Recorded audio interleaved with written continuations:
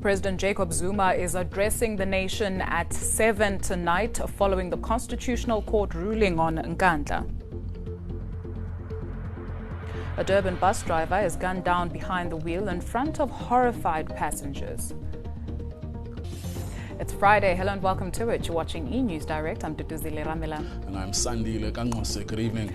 To comment on any of our stories, you can, of course, find us on Twitter and Facebook. That's at eNews Direct. And tonight's hashtags are Nkandla and Tongat. And it's our breaking news this hour. President Jacob Zuma is addressing the nation at 7 o'clock tonight. That's on his response to the Constitutional Court judgment on Nkandla. Earlier today, the top 6 leaders of the ANC held an urgent meeting to discuss the impact of the ruling. They've scheduled a media briefing at 8 p.m. to announce the outcome. Nkandla.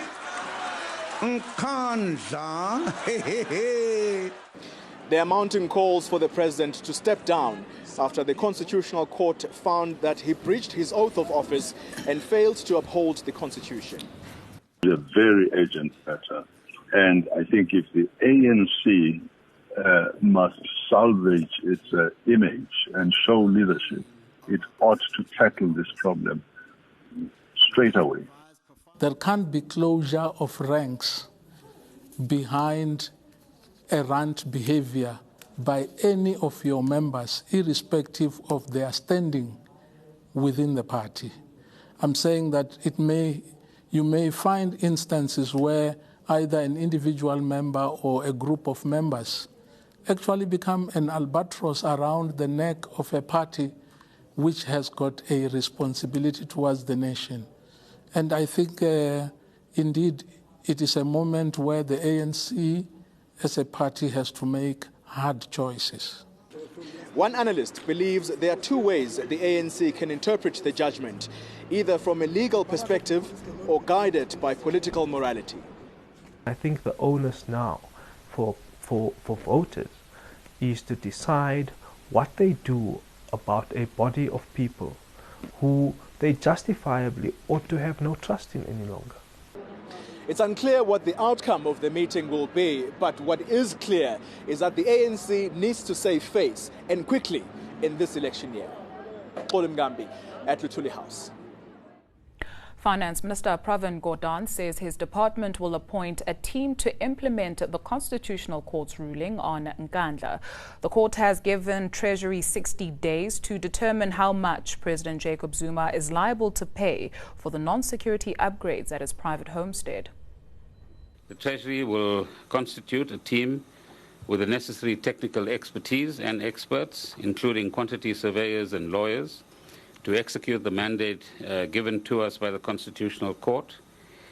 And I can assure South Africans that the process will be transparent, thorough and professional, and within the rules of public finance management as we've practiced as a government. Meanwhile, the public protector is adamant the Hawks are indeed after her. Thuli Madonsela has told journalists she's been investigated for maintaining that her powers are legally binding. Yesterday, the Hawks insisted there's no probe. However, Madonsela has a document that appears to show the unit is investigating her. The Hawks are adamant there's no investigation against Thuli Madonsela, despite apparent evidence that says differently. We also want to distance ourselves from such allegations. Even the 2 members or whoever from the Hawks who visited the office, we don't even know who they are. But Madonsela maintains that the Hawks are definitely after her. She believes this letter, signed by a senior official, backs up her claims. It clearly states the probe was triggered by 2 sworn affidavits that Madonsela submitted in 2 different courts that contradict each other on the issue of her power. But Madonsela says this was simply a mistake. But the Hawks are not budging, even when confronted with the names of the senior Hawks officers who paid Madonsela a visit. The 2 officers, I think we have them in our system. And I think it's something that we have to look at, but surely there's a lot of people who use our names. I mean, my name as well is used for for other things. People call in and claim to be me. Madonsela says all she wants is for the probe to be dropped. Surely can't be criminal that I expressed a particular view. But I still haven't heard from them a final word that says we're not going to prosecute you, despite the fact that we paid lawyers to explain the principle of perjury. The public protector has since filed the affidavit as requested by the Hawks. Leranzo Temba, Pretoria. SARS Commissioner Tom Moyane has rubbished claims that he's out to get Finance Minister Pravin Gordhan. He's also strongly denied that he's President Jacob Zuma's lackey. Moyane believes his decision to restructure the tax authority led to it collecting more than 1 trillion rand for the first time in its history. It's that decision which sparked public conflict between Moyane and Gordhan. If you believe news reports, there's no love lost between Finance Minister Pravin Gordhan and SARS Commissioner Tom Moyane. At the beginning of his term, Moyane asked auditing firm KPMG to further investigate claims of a rogue unit at SARS, a probe that led to the Hawks questioning Gordhan. In February, Gordhan reportedly slammed Moyane for persisting with the restructuring of SARS against his instructions. But this is how Gordhan has now responded to questions about their working relationship. That's work in progress, is that we must behave like professionals, because we are professionals, and do that which is necessary in the national interest, because for me and for my colleagues, that's an absolute priority at the moment. In an exclusive interview, Moyane has stressed he has nothing against the finance minister, and he's denied suggestions that he is a lackey of President Jacob Zuma. And I want to make it very clear here. I am not lackey to anybody. I'm a man of my own. I'm not owned by anyone. Are you part of a plot to unseat the finance minister through criminal charges? Why? Let me ask that rhetorical question. Why? I'm asking you. I was appointed to become the Commissioner of the South African Revenue Service, whose mandate is collection of revenue. Moyane says he hopes SARS' record-breaking revenue collection will prove that his decision to restructure the tax authority was the correct one. Karen Morn, Johannesburg. Let's focus on to other news now, and an early morning bus trip in Durban has turned into a horror ride for about 30 passengers. The driver was shot dead behind the wheel in full view of commuters, allegedly by a fellow passenger. Police are still searching for that suspect. This was the disturbing end to an early morning work commute. The bus driver murdered and passengers left in shock. But there are conflicting reports as to how this came to be. Police say 3 men flagged down the bus on this road and demanded money from the driver before shooting him in the head. But passengers are telling a different story. We were praying and we had our eyes closed. We don't know who did it, but some passengers say he was in the bus. The shooter fled and police say nothing was stolen. With the bus hanging dangerously over the edge of an embankment, passengers were panicking. There was chaos. People didn't know how to get off the bus. Then the bus started moving by itself. We didn't realize it was out of control.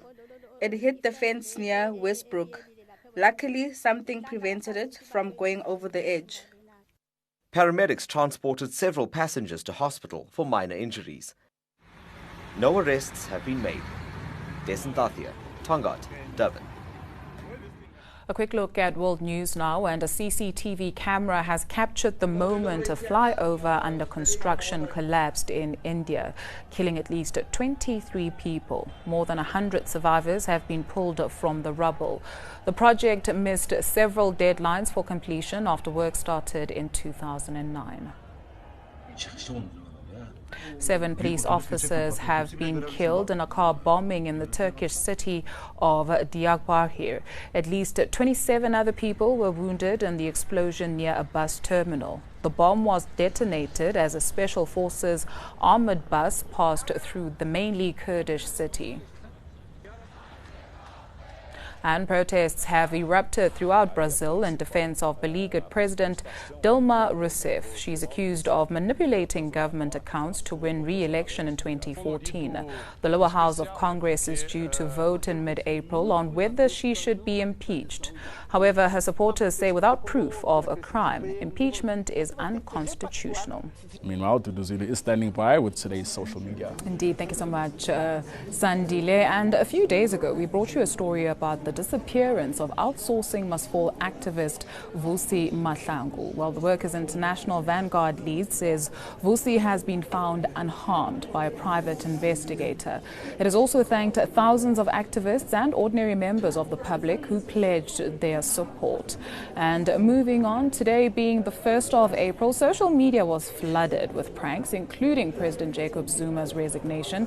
But one that caught people's attention was about Drinkopop introducing 3 new flavors: brandy and cola, vodka and apple sour, as well as whiskey and ginger beer.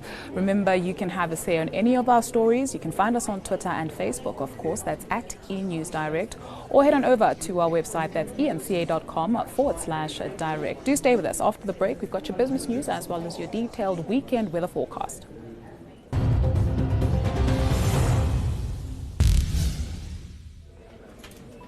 Welcome back. Money matters now, and high steel prices and tough economic conditions have hurt new vehicle sales.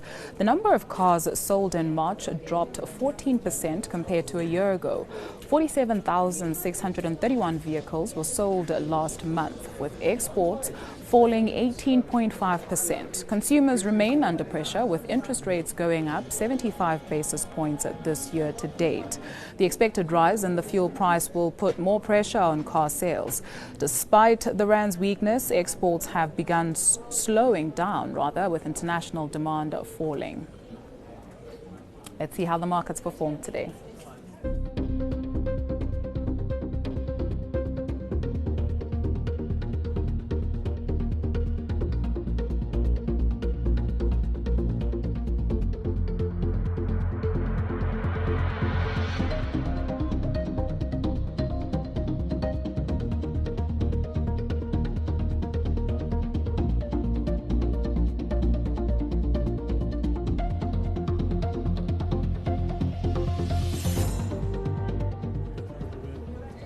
Let's check in with the Weather Center now. Here's Candace.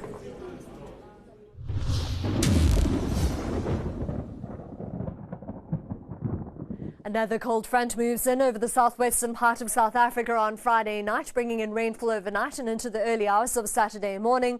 We're still expecting some drizzle over parts of the Eastern Cape, with rain and cooler weather for KwaZulu-Natal. That moisture reaches the northeastern escarpment on Saturday night, bringing in some fog and drizzle with it. It'll be another partly cloudy and hot day over the northeastern parts, with a sunny and warm forecast as we head further west.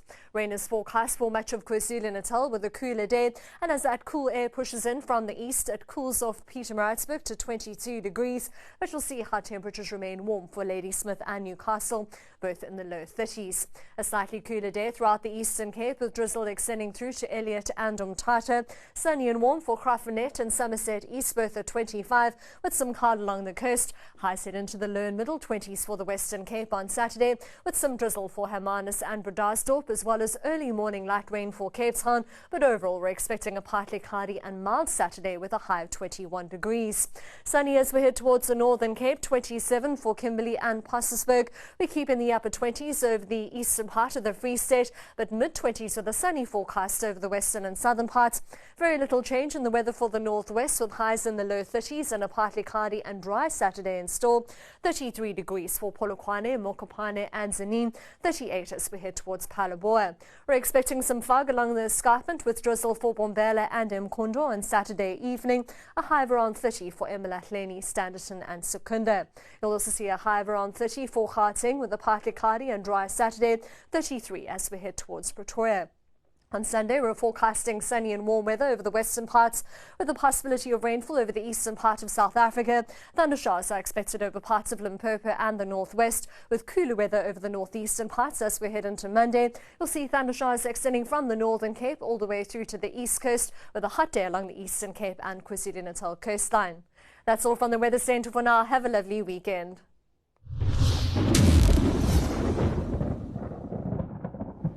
Thank you, Candice. After the break, politicians become fodder for pranksters on April Fool's Day.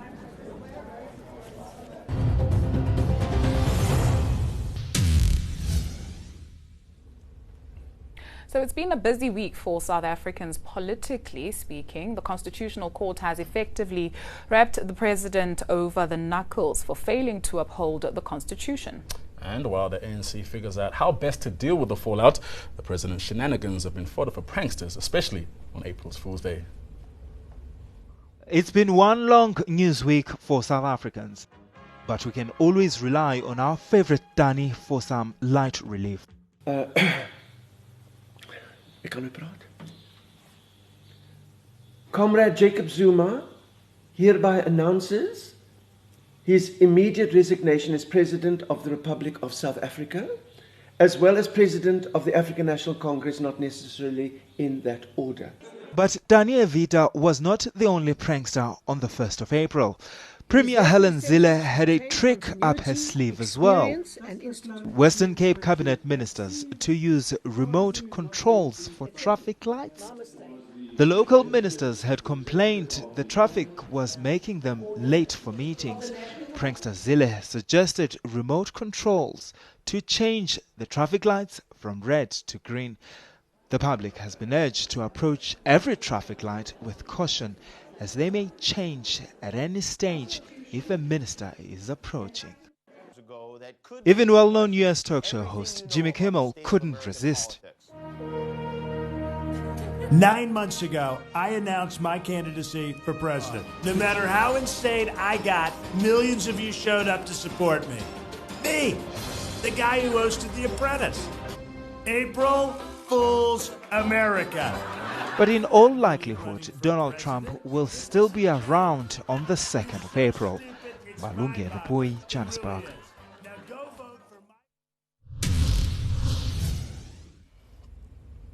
A reminder of our breaking news story. President Jacob Zuma is addressing the nation shortly on his response to the Constitutional Court judgment on Nkandla.